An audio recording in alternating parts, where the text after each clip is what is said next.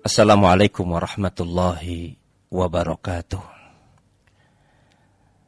Innal hamdalillahi nahmaduhu wa nasta'inuhu wa nastaghfiruh wa na'udzu billahi min shururi anfusina wa sayyiati a'malina may yahdihillahu fala mudhillalah wa may yudlil fala hadiyalah. Asyhadu an la ilaha illallah wahdahu la syarikalah wa asyhadu anna Muhammadan abduhu wa rasuluh. Allahumma salli ala Muhammadin wa ala alihi wa sahbihi ajma'in. Amma ba'du, sahabat, saudaraku, rekan dakta dimanapun Anda berada, alhamdulillah, bersyukur kepada Allah, kembali Allah takdirkan kita bisa merangkai kebersamaan lewat Mekah, meraih kesucian hati. Apa kabar sahabat, saudaraku yang budiman? Senang sekali bisa kembali menyapa Anda. Dan kami terus berdoa, berharap, memohon kepada Allah agar kita semua selalu berada dalam keadaan baik. Kita selalu berada dalam keadaan sehat, baik sehat jasmani maupun sehat rohani.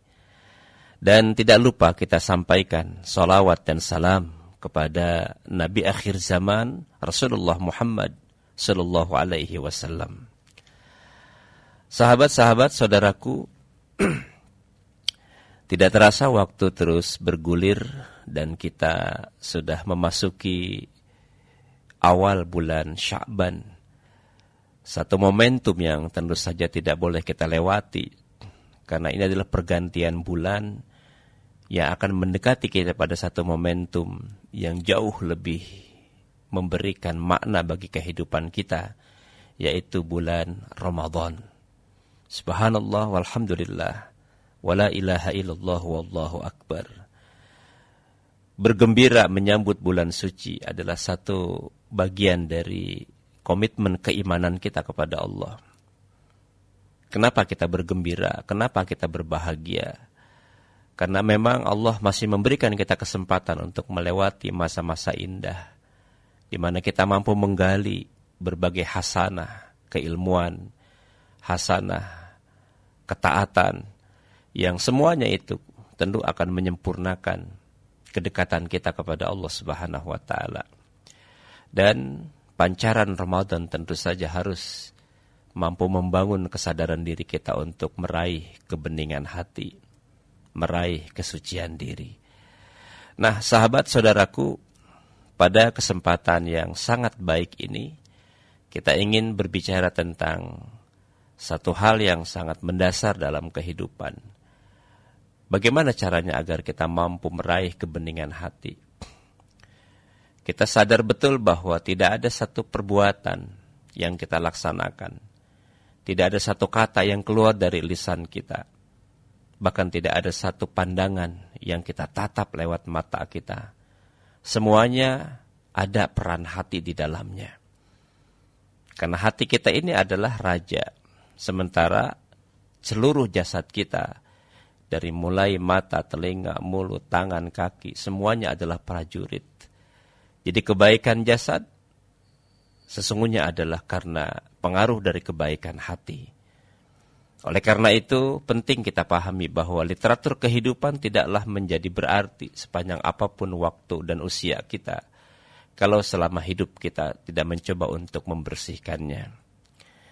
Nah, sahabat, saudaraku yang dimuliakan Allah, memelihara kebeningan hati itu adalah satu keharusan, agar hidup kita ini penuh dengan keridhaan Allah Subhanahu wa taala.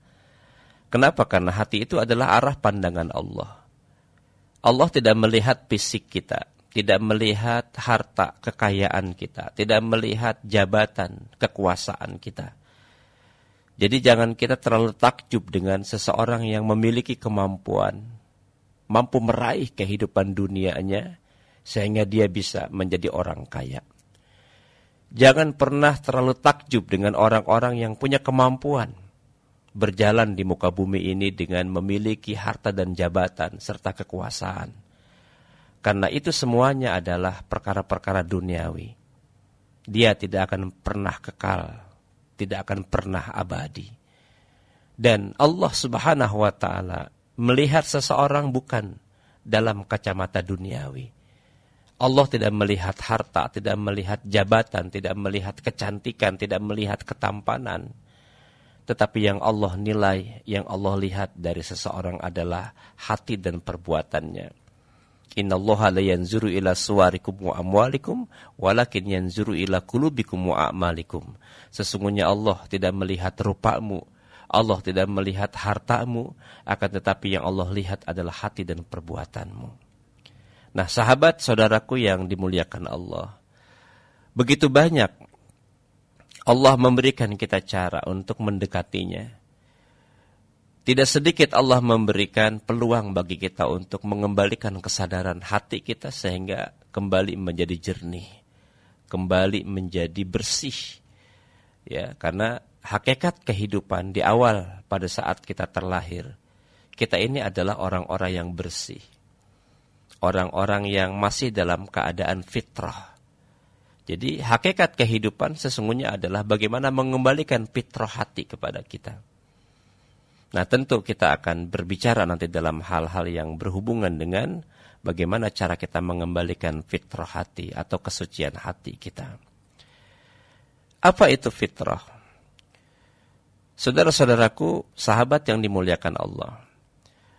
Fitrah itu merupakan kecenderungan alamiah, bawaan sejak kita lahir. Karena memang secara alamiah kita ini sejak awal, ya pada saat kita dilahirkan, itu telah memiliki fitrah bawaan.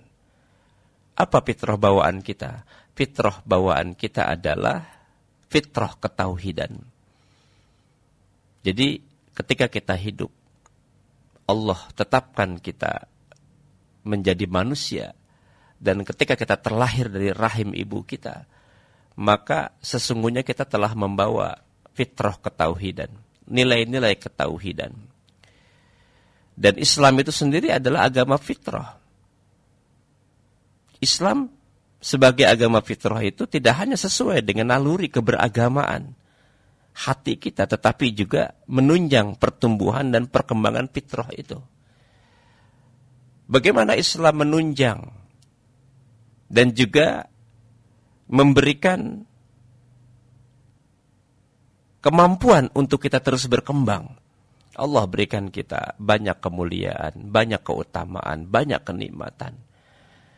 Kita sudah sadar dan kita sudah mengetahui bahwa kita ini sangat berbeda dengan makhluk-makhluk yang Allah ciptakan lainnya selain manusia. Bahkan dalam satu ayat Allah mengatakan, laqad khalaqnal insana fi ahsani taqwim.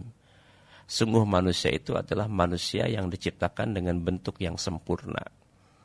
Jadi rasanya kita harus betul-betul bersyukur. Kalau ada manusia yang tidak pandai bersyukur, sementara dia tengah menikmati kenikmatan yang diberikan Allah, ya kenikmatan mata, kenikmatan mulut, kenikmatan telinga, kenikmatan kaki, kenikmatan tangan, kenikmatan rambut. Itu kan seluruhnya adalah kenikmatan.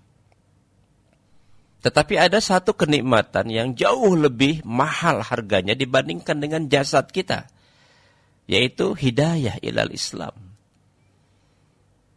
Allah memberikan rezeki, kenikmatan kepada seluruh makhluknya.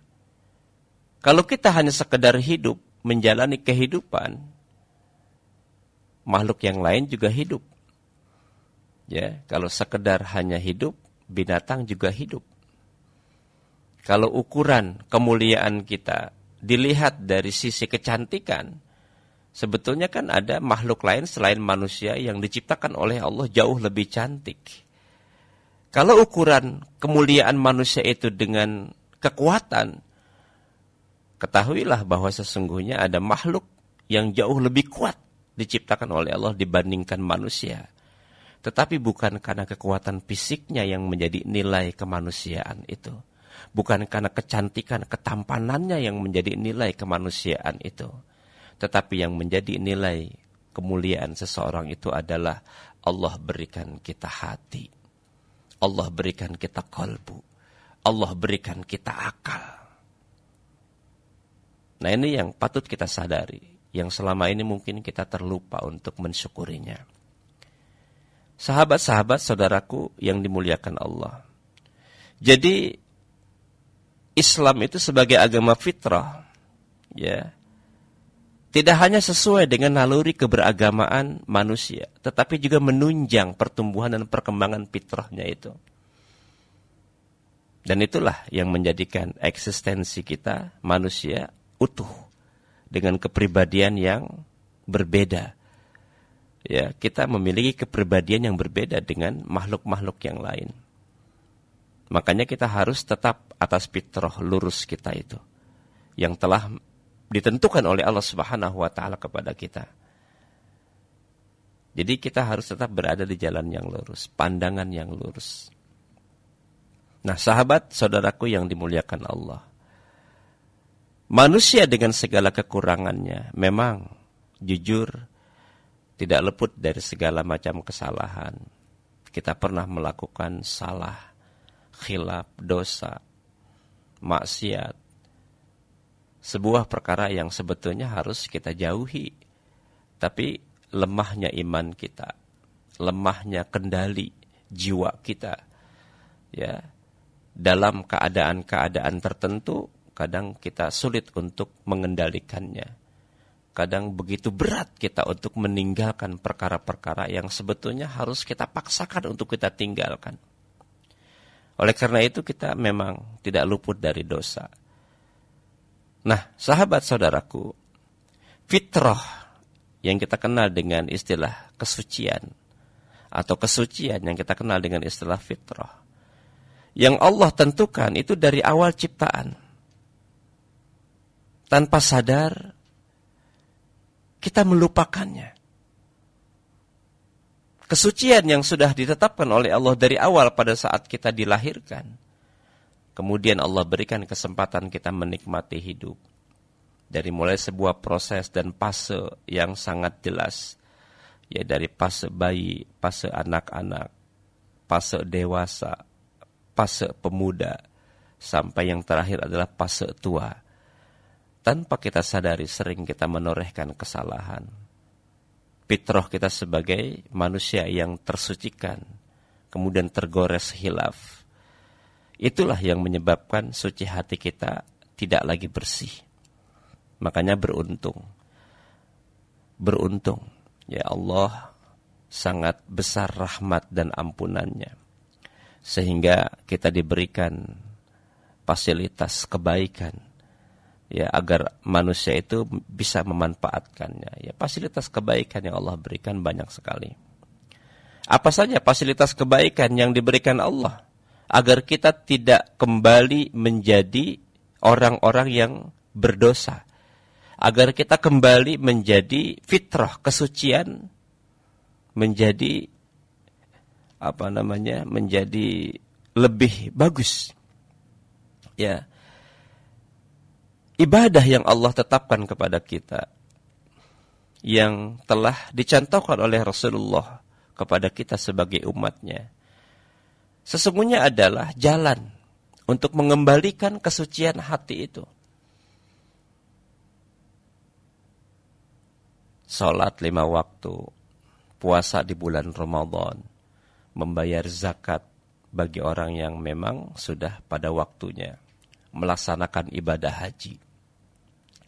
Jadi kalau kita bicara tentang sarana untuk mengembalikan fitrah hati, kesucian hati itu apa?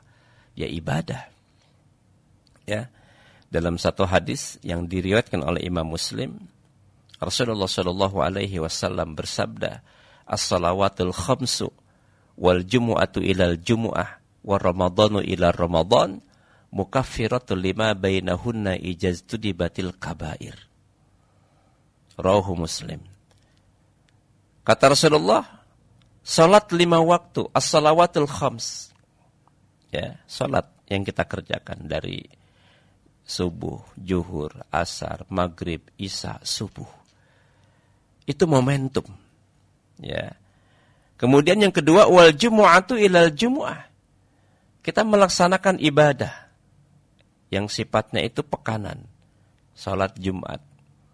Memanfaatkan hari Jumat untuk banyak berzikir, banyak beristighfar, banyak melaksanakan kebaikan.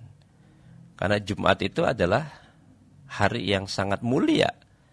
Dan kemuliaan Jumat itu sudah kita pahami secara menyeluruh. Makanya sekarang kita bersyukur ada konsep yang dikembangkan oleh orang-orang yang peduli, yaitu konsep Jumat berkah. Ya, di setiap masjid, alhamdulillah, sekarang sudah disediakan makan siang gratis. Ya, jadi sebelum pemerintah mengkampanyekan dan kemudian melakukan program makan siang gratis, umat Islam itu sudah mendahuluinya melalui proses Jumat berkah di berbagai masjid sekarang. Subhanallah. Ya, setelah sholat Jumat, jamaah yang sholat di tempat itu diberikan makan siang. Ini karena keberkahan Jumat. Mudah-mudahan bukan hanya hari Jumat, ya, bisa setiap hari masjid menyediakan makan siang sehingga ramai terus jamaahnya. Sahabat, saudaraku yang dimuliakan Allah. Jadi yang pertama adalah as-salawatul khamsu wal jumu'atu ilal jumu'ah. Salat 5 waktu yang kita kerjakan. Jumat demi Jumat, ya, yang kita lalui. Kemudian wa ramadhanu ila ramadhan. Dan Ramadan ke Ramadan, ya, mukaffiratul lima bainahunna ijaztunibatil kabair. Apa kata Allah? Apa kata Rasulullah?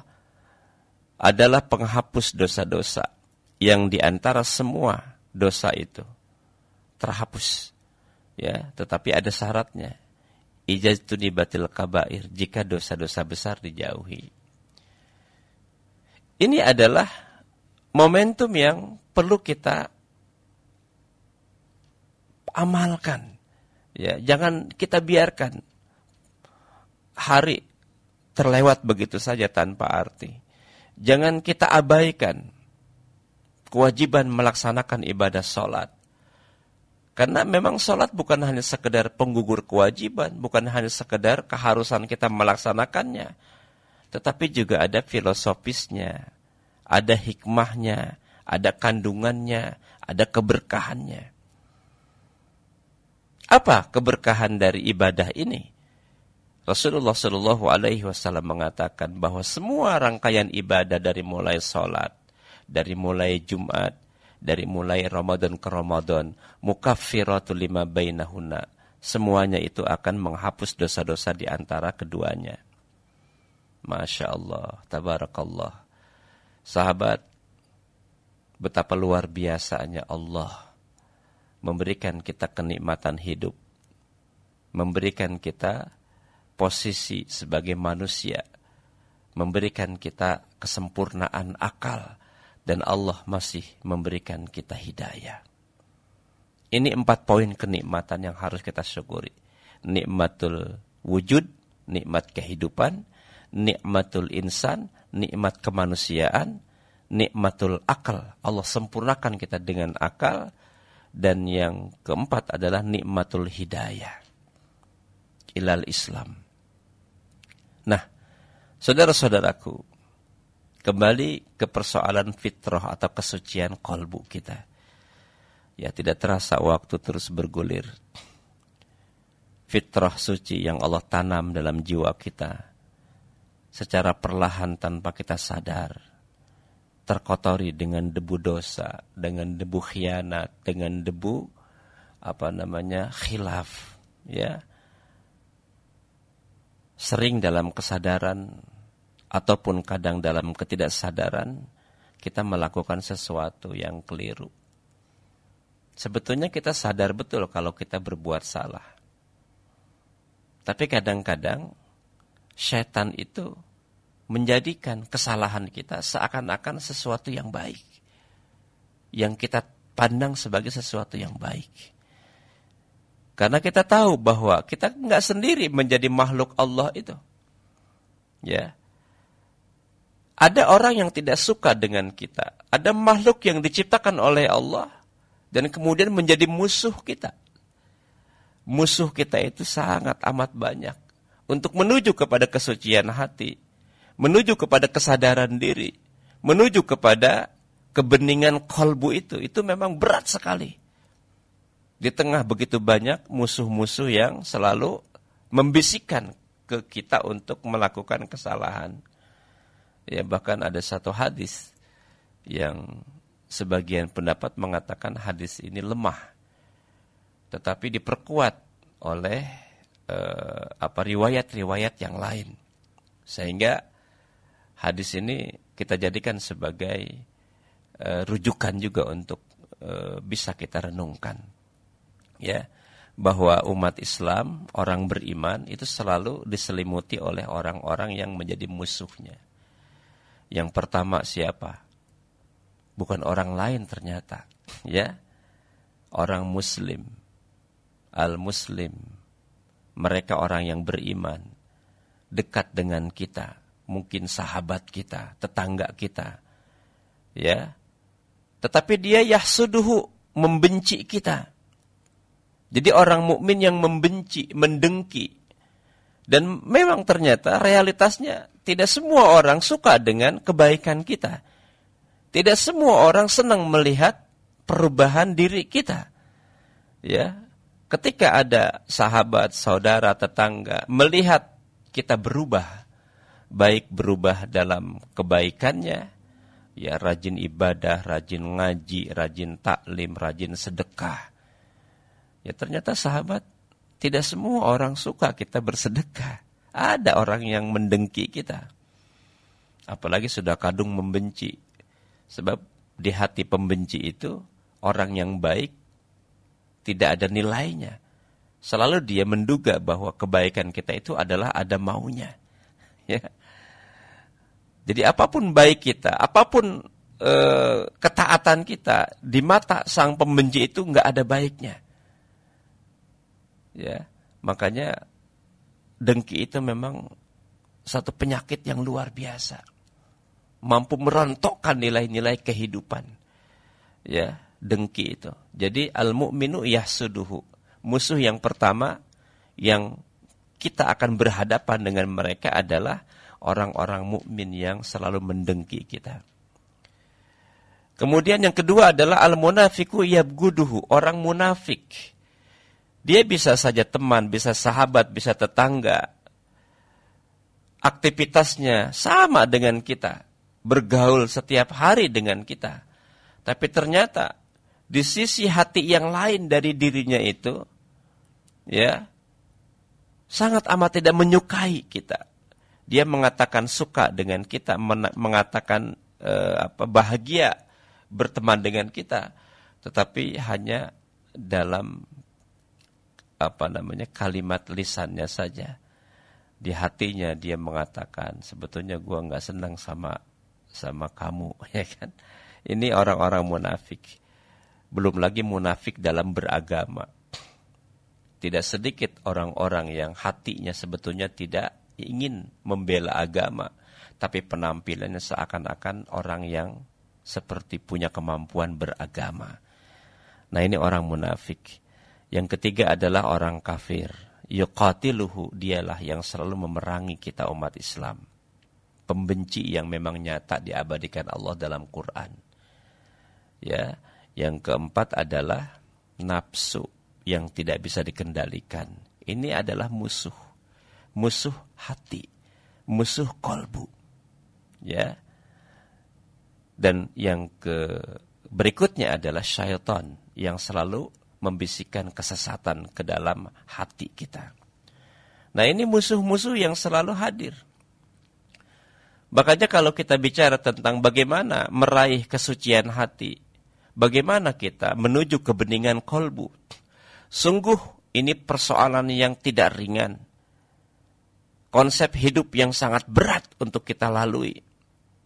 Mengembalikan cahaya hati setelah begitu dalam kotoran-kotoran itu sudah menebal di dalam dinding jiwa kita. Butuh waktu, butuh kesadaran, butuh ikhtiar, butuh pelatihan. Riyadhah, latihan terus. Latihan sabar, latihan syukur, latihan ikhlas. Ya. Subhanallah. Jadi teman-teman semua yang saya hormati, kita sering salah menatap. Telinga sering salah mendengar. mulut sering salah berkata, ya. Bahkan hati kita pun tak luput dari lintasan-lintasan kesalahan. Kalau kita biarkan tanpa pengendalian, maka kita akan terlempar dari nilai-nilai kebenaran. Sementara hidup kita terus berjalan, waktu semakin hari semakin berkurang, maka tidak ada alasan bagi kita untuk tidak memperdulikan hati kita. Saudara-saudaraku yang dimuliakan Allah, jujur memang kalau kita bicara tentang nilai-nilai kemanusiaan, kesalahan itu adalah manusiawi. Ya, kesalahan itu manusiawi. Dan memang itulah ciri yang sangat kuat melekat di dalam diri seseorang. Manusia yang baik bukan manusia yang tidak punya kesalahan. Nah, ini penting direnungkan. Manusia yang baik bukan manusia yang tidak punya kesalahan. Tetapi manusia yang baik itu adalah manusia yang berusaha memperbaiki kesalahannya dengan kebaikan. Makanya itulah kenapa kita diberikan fasilitas oleh Allah dengan segala perangkat kehidupan agar kita bisa mengkaji diri.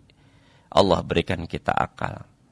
Akal itu adalah perangkat yang diberikan Allah kepada kita agar kita dapat membedakan mana yang baik dengan mana yang buruk. Allah berikan kita mata, Allah berikan kita telinga, tangan, mulut, kaki, dan perangkat-perangkat yang lain. Sesungguhnya itu adalah alat hidup agar manusia dapat melaksanakan apa yang disyariatkan oleh Allah Subhanahu wa Ta'ala. Masih bersama saya Anwar Atsari Mahdum lewat Mekah meraih kesucian hati. Sahabat saudaraku, beruntung sekali orang yang punya kemampuan menggunakan mata hatinya untuk memahami ayat-ayat Allah. Beruntung sekali orang yang diberikan oleh Allah pendengaran, yang dengannya ia mampu mendengarkan ayat-ayat Allah. Dan beruntung sekali orang yang diberikan oleh Allah penglihatan, diberikan oleh Allah hati, dan dengan semuanya itu dia manfaatkan untuk selalu mengkaji, menggali, memahami ayat-ayat Allah Subhanahu wa Ta'ala. Sahabat, orang-orang yang tidak punya kemampuan memanfaatkan potensi dirinya dengan membiarkan matanya, telinganya, hatinya, betul-betul tidak pernah dia gunakan untuk memahami esensi kehidupan. Orang-orang seperti ini pernah bahkan disinggung oleh Allah dalam Al-Quran. Kalau kita membaca, ada satu ayat di dalam Al-Quran, ya surah Al-A'raf ayat 179. A'udzubillahi minasyaitonir rajim. Wa laqad dzara'na li jahannama katsiran minal jinni wal ins. Lahum qulubun la yafqahuna biha. Walaqad zara'na li jahannama katsiran minal jins wal ins. Dan sesungguhnya kami jadikan untuk isi neraka Jahannam kebanyakan dari jin dan manusia. Siapakah pengisi neraka Jahannam itu dari dua golongan ini? Allah katakan yang pertama adalah lahum qulubun la yafqahuna biha. Orang yang punya hati tetapi tidak dipergunakan untuk memahami ayat-ayat Allah. Walahum a'yunul la yubsiruna biha, orang yang punya mata tetapi tidak dipergunakan untuk melihat tanda-tanda kekuasaan Allah. Walahum azanul la yasma'una biha, dan orang yang punya telinga tetapi tidak dipergunakan untuk mendengarkan ayat-ayat Allah. Ulaika kal an'ami bal hum adall. Ulaika humul ghafilun. Allah mengatakan kepada mereka, tiga kelompok tadi Mereka itu kata Allah sebagai binatang ternak. Bahkan mereka itu lebih sesat lagi. Ulaika humul ghafilun. Mereka itulah orang-orang yang lalai.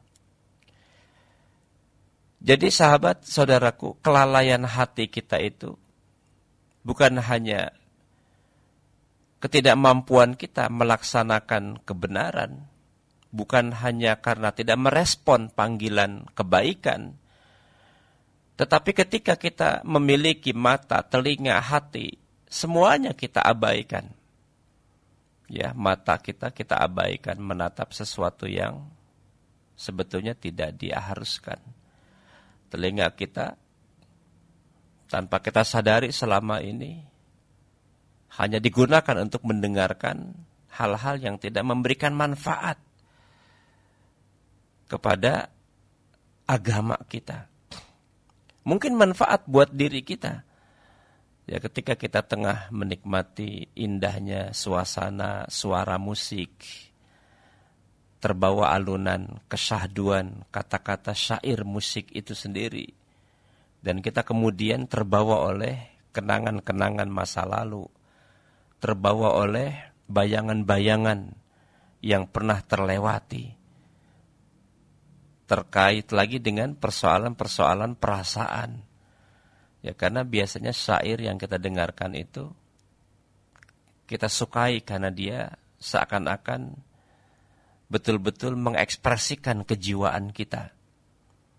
Lagu-lagu syair yang kita dengar itu seakan-akan mewakili jiwa kita. Makanya kalimat itu terus kita dengar. Ya, kalau kita hari ini sudah berusia di atas 50 tahun misalnya, kita pasti pernah melewati masa-masa di mana ketika kita sedang merasakan suasana kebahagiaan, getar cinta yang melanda. Dan pada saat itu ada satu syair yang kita dengar, maka syair itu akan mengembalikan kenangan kita masa lalu. Seakan-akan sesuatu itu sangat amat dekat. Padahal tanpa kita sadari sesungguhnya kita tengah berada pada kondisi dimanfaatkan, dibisikkan, dipengaruhi oleh syaitan agar kita selalu ingat dengan hal-hal yang pernah kita lakukan di masa lalu. Nah, sahabat-sahabat saudaraku, jadi ini sesuatu yang penting disadari bahwa orang-orang yang tidak punya kemampuan menatap dengan kebaikan, tidak punya kemampuan memanfaatkan telinganya untuk mendengar kebaikan, tidak punya kemampuan hatinya untuk memahami ayat-ayat kebaikan, maka ulaika humul ghafilun. Mereka itu kata Allah termasuk orang-orang yang lalai. Nah, ini musibah sesungguhnya. Jadi musibah terberat bagi manusia itu bukan fisik. Ya, kita terkena musibah, banjir, kebakaran, hancur seluruh perbendaharaan harta kita. Rumah kita hancur. Semua tidak lagi bisa kita harapkan. Tapi jika kita masih diberikan kesempatan hidup, kita masih bisa kembali mencarinya. Kita bisa kembali membangunnya. Kita bisa kembali untuk mengusahakannya. Tapi kalau musibah qalbu, di mana hati kita sudah sangat amat gelap, jiwa kita sudah sangat amat berat untuk melaksanakan kebenaran. Ini sebetulnya musibah di atas musibah. Ya. Jadi sahabat, tidak ada kebahagiaan yang terindah dalam hidup seseorang kecuali ketika kesalahannya dimaafkan. Tidak ada perkara yang paling membahagiakan dalam diri seseorang ketika dia mampu mengembalikan kesadaran hatinya dari salah menjadi baik, dari batil menjadi benar. Maka disinilah pentingnya kita untuk berusaha terus melakukan berbagai cara untuk mengembalikan posisi kebaikan hati kita. Jadi tidak ada kehidupan yang paling menyenangkan kecuali ketika dosa kita diampuni oleh Allah. Kesalahan kita dimaafkan. Dan itulah orang-orang yang beruntung. Ya, jadi siapapun seseorang dalam penggalan hidupnya dia terus berusaha untuk mempertahankan kesucian hatinya dari pengaruh-pengaruh dosa dan kesalahan, maka hakikatnya mereka lah orang-orang yang beruntung menjalani kehidupan itu. Tetapi memang sebagaimana yang saya awal katakan tadi, ini tidak mudah, ini berat sekali. Di tengah kehidupan yang sangat hedonistik, kita melihat orang mengejar kebahagiaan semu yang sesaat. Ya, seperti ketika kita melewati tempat-tempat keramaian di malam hari, pernah nggak kita merenungkan apa sih sesungguhnya yang mereka lakukan? Berbicara, ngobrol sampai jauh malam. Betul, mereka mendapatkan kesenangan, mendapatkan kebanggaan, mendapatkan kebahagiaan hatinya yang sesaat itu. Tapi pernahkah kita berpikir ketika kita berbicara berjam-jam, yang hanya kita diskusikan adalah perkara-perkara yang tidak menambah ketaatan kita kepada Allah, bukankah itu merupakan kesia-siaan? Apalagi sekarang kita mengetahui bahwa begitu banyak celah-celah setan untuk menyesatkan generasi masa depan kita. Ya, tumbuh berkembang seperti jamur di musim penghujan. Kafe-kafe malam, rumah-rumah kuliner, yang sesungguhnya tidak ada salah kita berbisnis, berikhtiar, berniaga. Tetapi apakah kita tidak pernah memperhatikan asas manfaat dan mudorotnya dalam perkembangan bisnis tersebut? Nah, sahabat saudaraku yang dimuliakan Allah, kembali kepada satu pertanyaan di awal tadi, bagaimana kita mampu mengembalikan kesucian hati? Sarana yang Allah berikan sudah sangat amat indah, sudah sangat sempurna. Allah berikan kita akal, Allah berikan kita hati, Allah berikan kita hidayah. Kemudian sarana untuk menjadikan kita sebagai hamba yang taat, Allah sudah berikan kita ya sarana ibadah. Ada sholat, ada puasa, ada zakat, ada haji. Pertanyaannya adalah bagaimana tetap menumbuhkan keinginan untuk berbuat baik itu? Bagaimana mengembalikan kesadaran untuk tetap dekat kepada Sang Maha Baik itu? Ya, maka ada sarana lain yang tidak kalah pentingnya yang selalu kita harus lakukan. Dan tentu ini adalah kesadaran hati. Tidak penting orang melihat atau tidak. Karena ini adalah kewajiban kita. Apa itu? Ya. Yang pertama adalah zikrullah. Inilah yang dapat memelihara kebeningan hati kita. Zikrullah, zikir kepada Allah. Jadi zikir itu adalah upaya yang paling efektif untuk menjaga hati kita. Ya, lisan kita terus mengucapkan kalimat-kalimat thayyibah. Ya kan? Kemudian hati kita tetap mengingat, mensyukuri apa yang menjadi makna dan kandungan kalimat zikir yang kita baca. Jadi zikir ini sesungguhnya adalah cara yang paling efektif untuk menjaga hati, menjaga lisan. Ya, terutama juga perbuatan, ya, dengan mengingat akan keberadaan Allah, dengan selalu mengingat berbagai kekuasaan Allah dan iradahnya, maka semuanya itu akan mampu mengendalikan diri kita ke arah yang lebih baik. Dan zikir tentu saja tidak memiliki tempat, di mana saja, kapan saja. Ya, tidak mesti harus menunggu waktu berkumpul berjamaah. Ya, tapi kapan saja kita sedang berjalan, mengendarai mobil, kita sedang berzikir, hati kita terus mentadaburi ayat-ayat Allah. Dalam perjalanan kita saksikan kanan, kiri, depan. Kita melewati banyak keindahan, melewati banyak jurang, melewati banyak lubang. Ya kan? Dan itu sebetulnya menjadi pelajaran kita pada saat ketika kita berada pada kemacetan. Jauh lebih baik menguntungkan hati dengan cara berzikir daripada mengumpat orang lain, ya kan? Jadi ketika kita dalam kemacetan, ya sudah nikmati saja. Toh kita tidak bisa memaksa untuk terus jalan. Pada saat itu hati kita berzikir subhanallah, walhamdulillah, wala ilaha illallah, wallahu akbar. Terus seperti itu. Ya. Artinya apa? Memanfaatkan momentum. Jadi tidak mesti zikir itu harus kita bertemu, berkumpul, berjamaah, tidak mesti. Ya. Nah tentu makna zikir bukan sekedar mengucapkan kalimat-kalimat baik, kalimat-kalimat thayyibah. Tetapi yang paling mendasar adalah kita bisa memahami apa yang kita baca.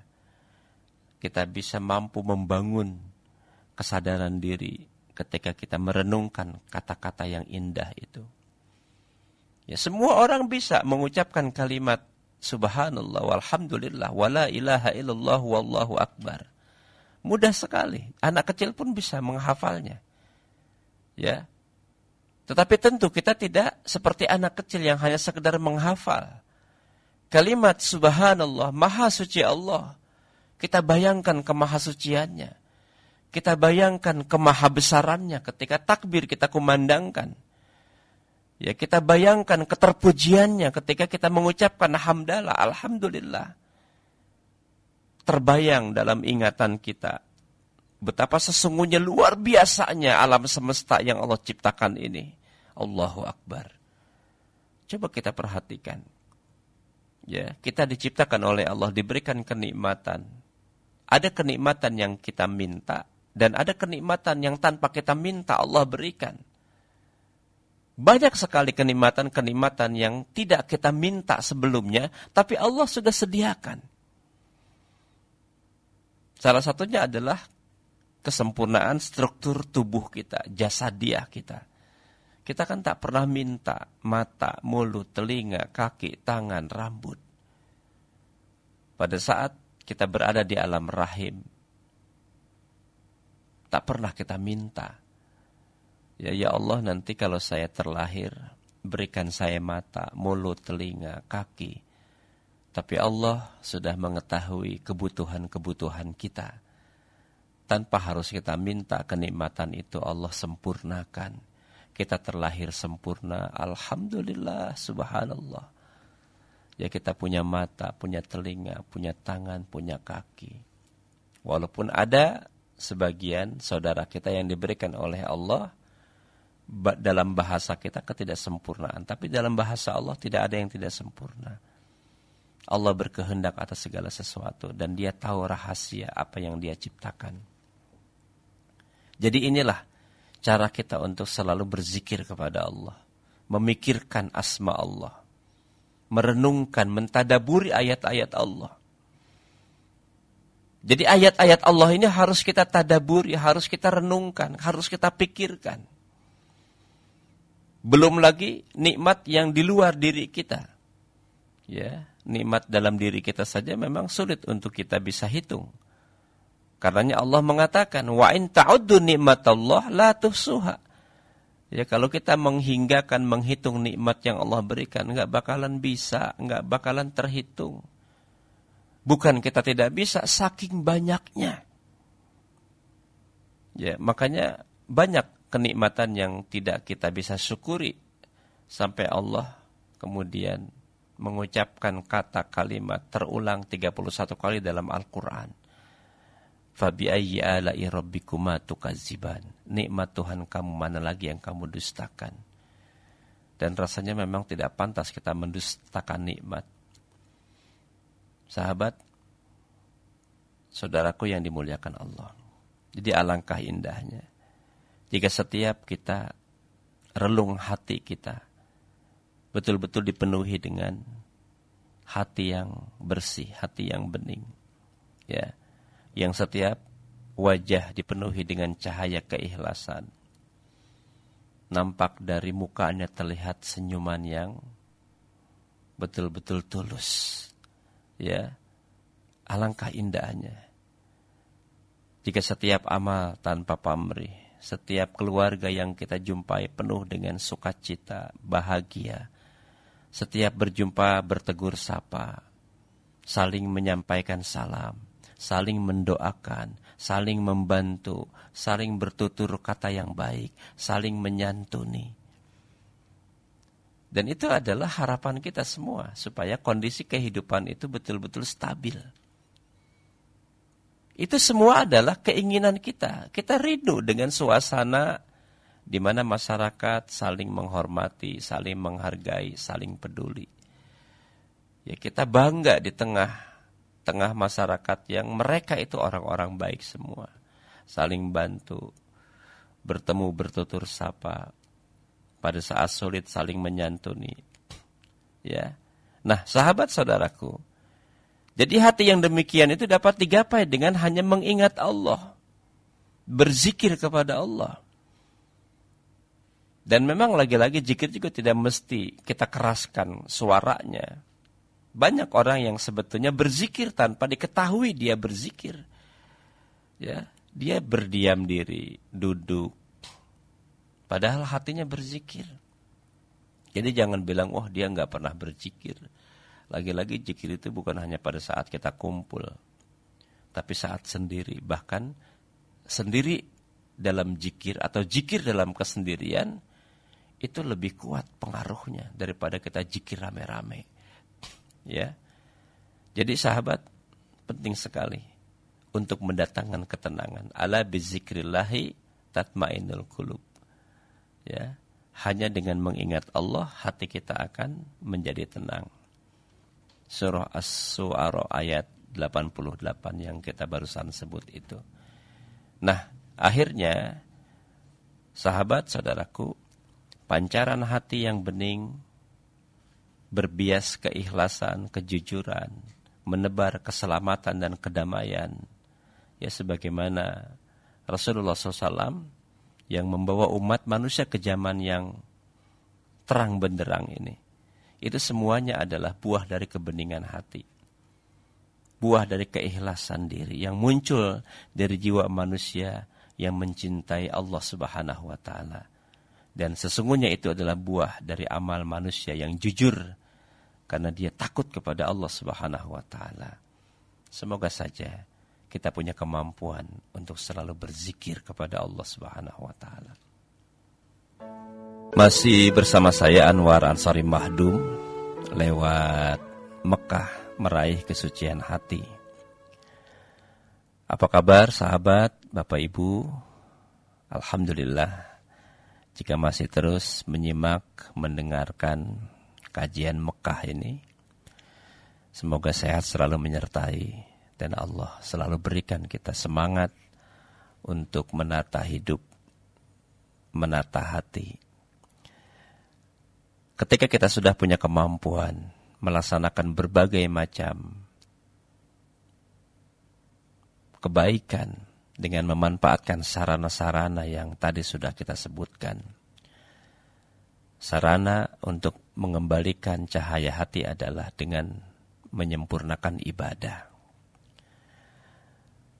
Orang yang hatinya selalu terpancar kesadaran melaksanakan ibadah, dia mampu memanfaatkan momentum, waktu-waktu terbaik untuk mendekatkan diri kepada Allah Subhanahu wa taala. Maka insya Allah dia akan memiliki kelembutan hati. Hati yang lembut, hati yang lunak. Ini merupakan nikmat yang Allah berikan kepada manusia. Dan itu kenikmatan yang sangat besar. Kenapa?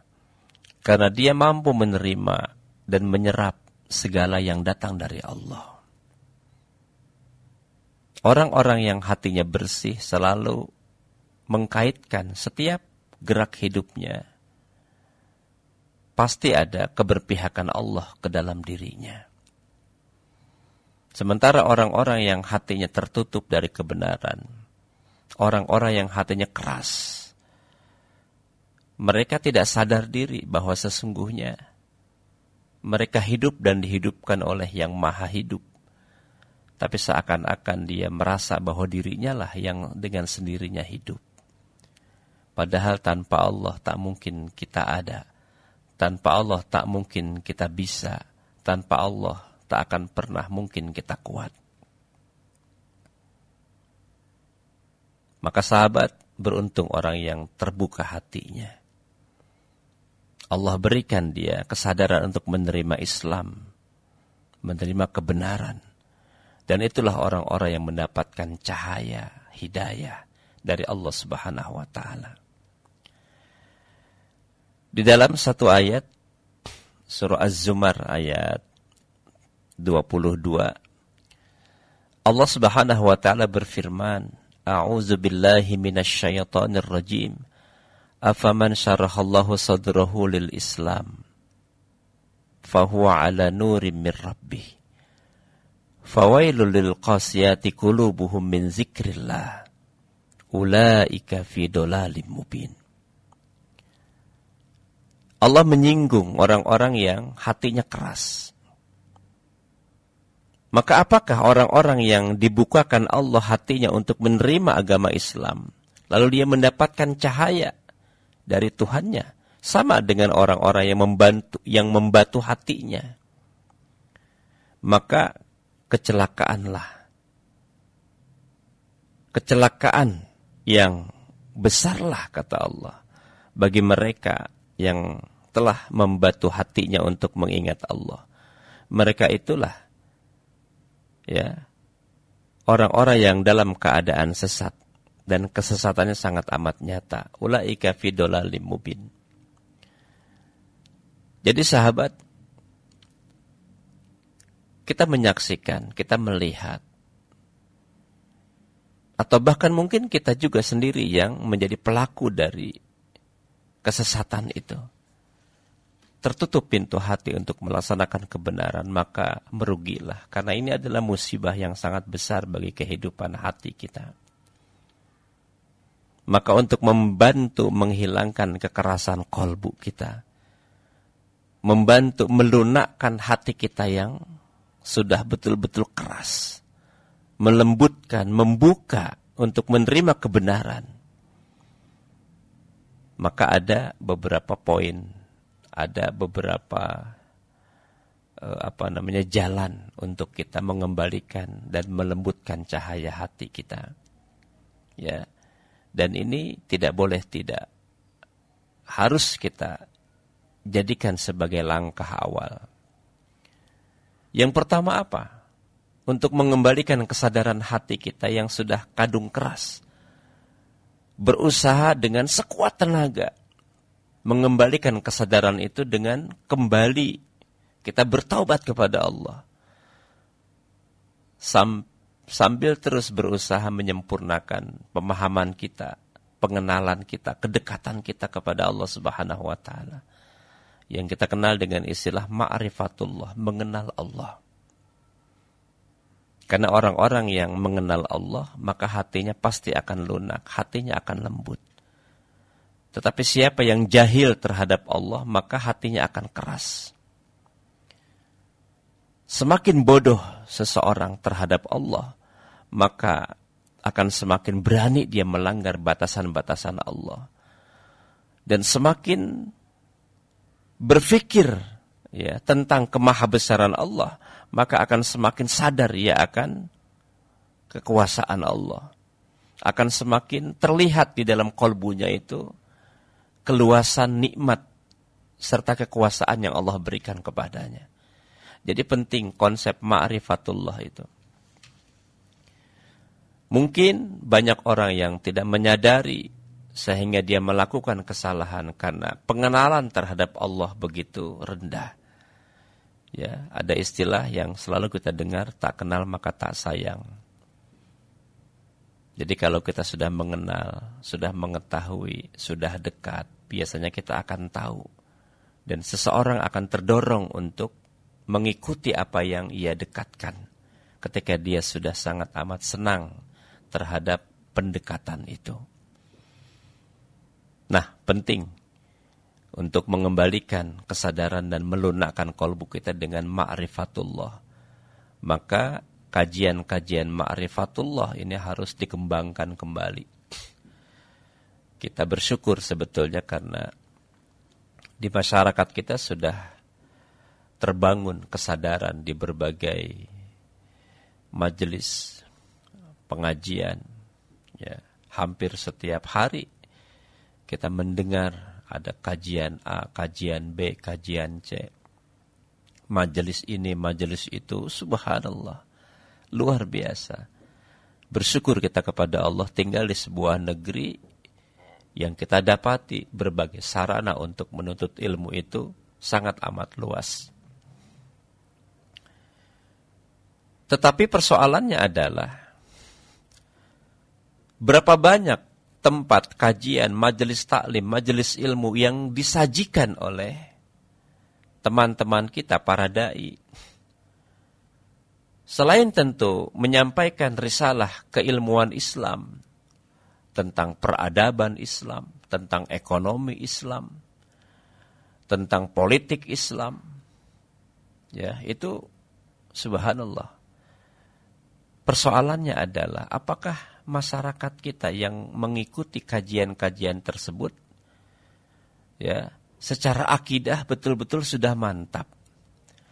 Karena tanpa kekuatan akidah, sebagus apapun materi dan teori ilmu pengetahuan, tidak akan pernah punya kemampuan merubah keadaan. Maka konsep ma'rifatullah ini harus diulang kembali, dikaji kembali. Sehingga apa? Sehingga dasar-dasar berpijak masyarakat muslim itu betul-betul sudah kuat. Ketika mendapatkan materi tentang khilafah, tentang teori ekonomi Islam, tentang teori politik Islam. Nah, mereka memiliki basic yang kuat dalam konteks akidah. Apa yang terjadi ketika akidah tidak dipedulikan? Apa yang terjadi ketika persoalan tauhid itu dinomorduakan? Betapapun mereka punya kemampuan untuk bisa menelaah berbagai ilmu, tapi tetap akan rapuh pada akhirnya. Jadi konsep ma'rifatullah inilah yang harus kita betul-betul kaji dengan dalam. Sebab dengan pengenalan kita kepada Allah dengan sempurna, maka amaliyah dalam ibadah kita juga akan sempurna. Nah, kemudian sahabat, selain ma'rifatullah yang mampu membuka mata hati kita sehingga kita lebih dekat dengan Allah, maka yang kedua adalah zikrul maut, mengingat mati. Ya. Jadi kalau tadi Allah berikan kita cara untuk hadir dalam kedekatan kepadanya dengan bentuk zikir, maka zikir berbagai macam bentuknya. Salah satunya adalah zikrul maut, mengingat mati. Kita jadi bertanya tentang kubur, bertanya tentang kegelapannya, bertanya tentang kesempitannya, ya, tentang sepinya, tentang penderitaannya, tentang sakaratul maut. Ini akan membuka mata hati kita. Akan sadar diri bahwa hidup tidak selamanya hidup. Satu saat kita pasti mati. Kita tahu memang kita pasti mati, yang kita enggak tahu kapan kita akan mati. Jadi dengan kita melakukan zikrul maut, mengingat mati, kita akan memahami berbagai pertanyaan-pertanyaan kolbu kita tentang perkara-perkara yang dekat dengan persoalan kematian. Ya, alam kubur dengan kegelapannya, dengan kesempitannya, dengan kesepiannya, juga penderitaan menjelang sakaratul maut, itu termasuk ke dalam mengingat kematian. Ya, mengingat kematian.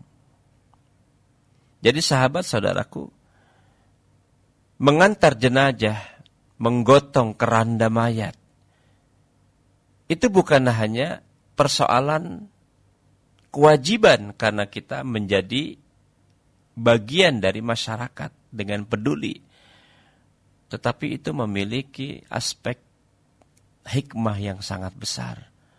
Ya, pada saat kita mengantar mereka ke kuburan, ya, kita sadar diri, ya Allah, Engkau yang menentukan hidup dan mati. Jika hari ini dia sahabatku, dia tetanggaku, dia saudaraku, Engkau panggil, ya Allah, Engkau juga kembali akan memanggil kami di saat yang Engkau tentukan nanti. Jadi sadar diri bahwa kita akan dibungkus kain kafan, kemudian akan diangkat dengan keranda dan digotong. Ya, kita perhatikan sahabat, pada saat kita menghadiri acara takziah kematian, menghadiri penguburan jenazah, ini dapat membangunkan ketertiduran kita, ya, dari kealpaan kita, mengingatkan diri kita dari keterlenaan. Ya, ada seorang ulama namanya Sa'id bin Jubair, dia mengatakan, seandainya mengingat mati lepas dari hatiku, maka aku takut kalau akan merusak hatiku. Jadi dia terus berusaha mengingat kematian dengan cara yang begitu, dia menyegerakan dirinya untuk terus berbuat kebaikan.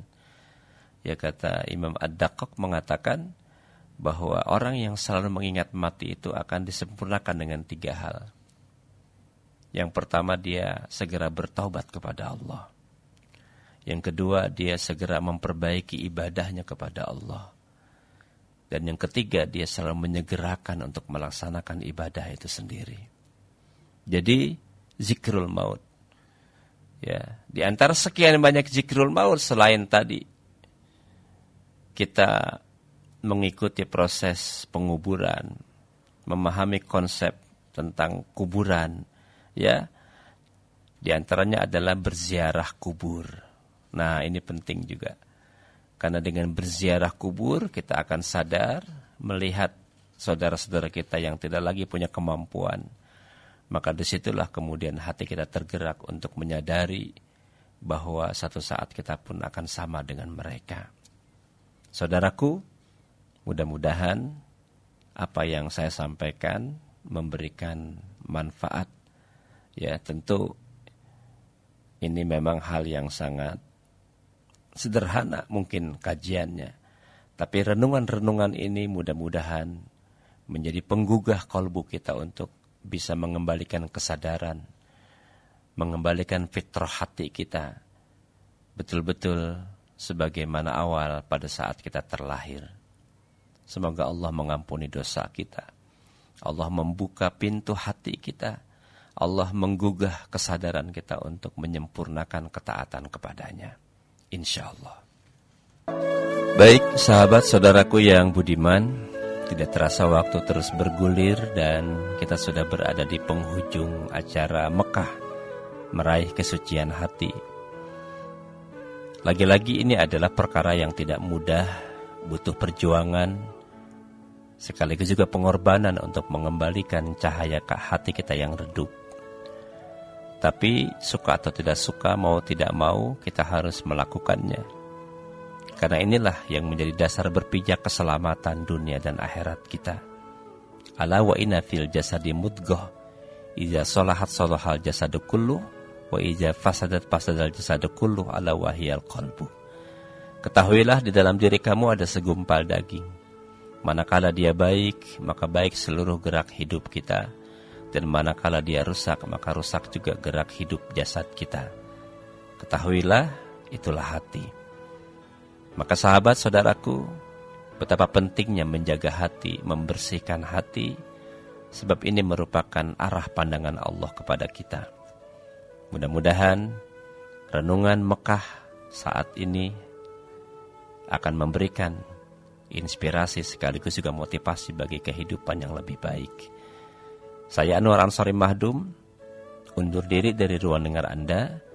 Subhanaka Allahumma wa bihamdik, asyhadu an la ilaha illa anta, astaghfiruka wa atubu ilaik. Assalamualaikum warahmatullahi wabarakatuh.